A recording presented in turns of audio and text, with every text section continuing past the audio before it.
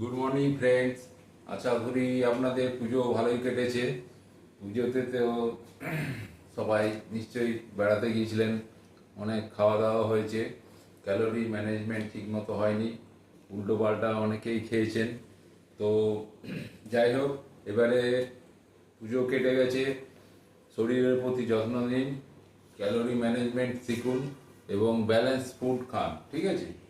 তো যেসব বন্ধুরা পুজোতে অনেক খাওয়া দাওয়া করেছেন, এবারে সেটা ক্যালোরিটা কীভাবে বার্ন করতে হয় বা কীভাবে ব্যালেন্স ফুড খেতে হয় সেইগুলো সিস্টেমটা জানুন এবং ডেলি সেই ক্যালোরি ম্যানেজমেন্ট যেটা সেটা ঠিকভাবে মেনটেন করুন, তাহলে আপনাদের শরীর ঠিক থাকবে। পুজোতে অনেকেই উল্টাপাল্টা অনেক কিছু খেয়েছেন, তো সেটা আমাদের শরীরে ইনটেক্ট করেছে, অর্থাৎ হয়েছে। সেই ইনটাকে এবারে ব্যালেন্সে নিয়ে আসতে হবে।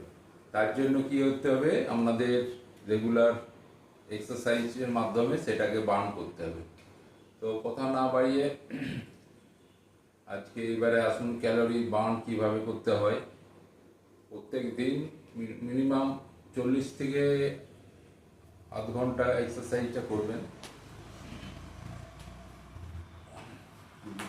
3, 4, 5, 6, 7, 8, 9, 10।